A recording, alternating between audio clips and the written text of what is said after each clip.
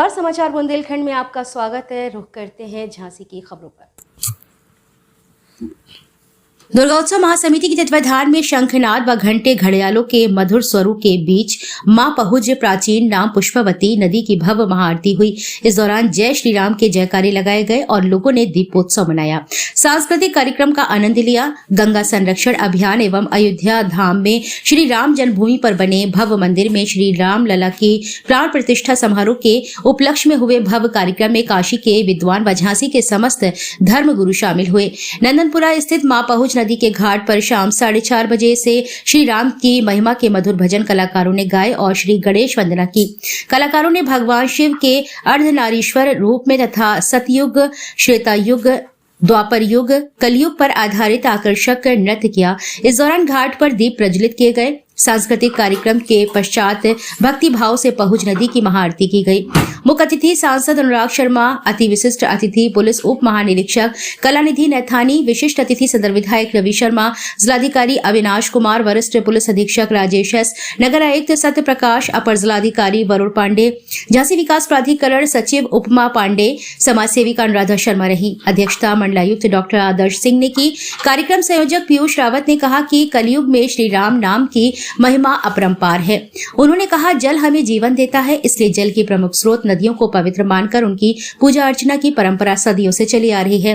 कार्यक्रम का संचालन नीति शास्त्री दीदी ने किया। दुर्गोत्सव महासमिति के अध्यक्ष पुरुषोत्तम स्वामी, कार्यकारी अध्यक्ष एवं पूर्व केंद्रीय मंत्री प्रदीप जैन, आदित्य महामंत्री विनोद अवस्थी, संरक्षक इंजीनियर रविकांत दुबे, गोकुल दुबे, सीताराम यादव, रोहित पांडे, कमु तिवारी, वीरेंद्र राय, हर्ष वाधवा, पुरुषोत्तम अग्रवाल, महेश सराफ, मैथिली शरण मुदगिल ने महाआरती की और बताया कि पहुज नदी की उत्पत्ति झांसी के समीप मध्य प्रदेश के टीकमगढ़ जिले की पहाड़ियों में होती है।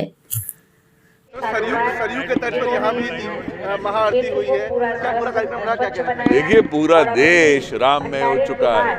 हम लोग पूरे देश में, विशेष रूप से झांसी में, सभी लोग प्रभु के लिए आज हर जगह में, हर किस्म में, हर तरीके से प्रभु के लिए आने के आगमन में खुशियां मनाई रहे। तो आज यहाँ पर हमारी समिति ने बहुत ही एक अच्छा उत्कर्ष कार्यक्रम किया, जिसमें आप लोगों ने इतनी भव्य तरीके से जो पूजन किया गया है पहुज के तट पर, जैसे काशी में होता है, और झांसी और काशी का तो विशेष रिश्ता है ही, तो उसी दर्ज पे करा गया। तो आज बहुत ही सुंदर कार्यक्रम हम लोगों को सभी को देखने का मिला। तो मैं समिति को बहुत बहुत बधाई भी देना चाहता हूँ, और इनके का जो मैसेज है, जो मेरे मित्र पीयूष रावत जी खड़े हुए हैं यहाँ पर, हमारे अवस्थी जी हैं, गोकुल दुबे भाई साहब हैं, स्वामी जी हैं, इन लोगों ने जो एक बहुत अच्छा मैसेज जो लोगों में दिया है, जो चेतना का मैसेज है कि हम अपनी नदियों को लुप्त होने से बचाएं, अपनी नदियों को संरक्षण करें, अपने पानी का संरक्षण करें और इन नदियों को पुनर्जीवित करा जाए। ये एक बहुत ही अच्छा मैसेज है जो समाज में जब जाता है, और कभी एक ऐसा सुंदर घाट जब बन जाते हैं तो हम लोग इसको आगे जब बढ़ावा देते हैं तो लोगों में चेतना जागती है। इसके माध्यम से हम लोग अपने ही झांसी को स्वच्छ भी कर पाएंगे, अपने जल के स्रोतों को स्वच्छ कर पाएंगे। आज कैसे पूरी आयोजन हुआ? श्री दुर्गोत्सव महासमिति, जिसके हम कार्यकारी अध्यक्ष हैं, सारे पदाधिकारी इस बात के लिए कृत संकल्पित हैं कि हमारी संस्कृति में नदी माँ का प्रथम रूप है। क्योंकि एक माँ वो होती है जिसकी कोख से हम जन्म लेते हैं, जिसके आंचल में पलते पुसते और बड़े होते हैं, और दूसरी नदी होती है जो सभ्यता को पालती है और बड़ा करती है। आज पहुज नदी को बचाने के लिए, संरक्षण के लिए हम लोग हर अवसर काम करते हैं। हमारे पीयूष रावत हो, हमारे विनोद अवस्थी हो, सीताराम यादव हो, और विनोद अवस्थी जी ने तो 3-4 दिन लगातार कड़कती हुई ठंड में यहाँ खड़े होकर स्वयं इसका वो किया। तो हम चाहते हैं ये जन जन तक बात पहुँचे।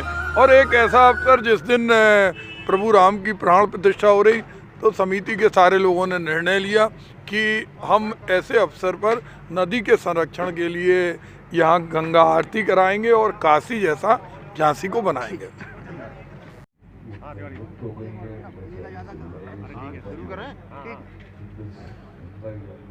क्या कहना चाहेंगे कार्यक्रम को लेकर? देखिए, कार्यक्रम का जो मेन उद्देश्य था वो, अगर नदी बच गई तो हम लोग पानी को बचा पाएंगे और पानी बचेगा तो जीवन बच पाएगा। इस उद्देश्य के साथ में हमने पहली आरती जो है वो प्रारंभ करी थी बेतवा जी में, बेत्रवती गंगा जी में, ओरछा में। राम राजा सरकार को साक्षी मानकर पहली आरती की और उसके बाद में निरंतर वहाँ पे प्रत्येक दिन आरती का शुभारंभ हो गया। यही उद्देश्य के साथ में यहाँ जब हम अपने बच्चों को लेने आते थे तो हम देखते थे कि लोगों में इतना पॉल्यूशन था कि वो लोग जाके इतना कचरा डालते थे कि उनको ये मालूम है कि कचरा डालने से ही पुण्य की प्राप्ति हो, ऐसा लगता था। तो हमने उस उद्देश्य के साथ में लोगों को और अधिकारियों को ये बताने के लिए ये आरती महाप्रारंभ करी कि इस नदी के चारों तरफ में जो घाट बना दिए जाएं, जिससे कि झांसी के अंदर एक ऐसा रिवर पॉइंट बन जाए, जिससे कि जैसे हम लोग बड़ी सिटियों में जाते तो काफ़ी रिवर पॉइंट्स होते हैं, वैसे एक झांसी के लिए एक ऐसा रिवर पॉइंट बन जाए जो युगांतर तक सभी अधिकारी, सभी लोगों के लिए एक अच्छा मैसेज जाए। इस उद्देश्य के साथ आरती करी थी। दूसरा उद्देश्य है इसका कि यहाँ पर लोग कचरा ना डालें। कचरा डालने के लिए झांसी में जितनी भी पानी वाली जगह है वहाँ पे नगर निगम द्वारा कुंड की स्थापना हो चुकी हैं, तो उनमें कचरा डालें और ये मन से भ्रम हटा दें कि कचरा पानी में डालने से ही पुण्य की प्राप्ति होती। यदि ऐसा आप लोग करेंगे तो आने वाले समय में अपन लोगों की पीढ़ियों को अनेक कष्ट होगा, क्योंकि आने वाली समय में पानी ही की लड़ाई होगी। इस उद्देश्य के साथ में ये कार्यक्रम हमने किया है।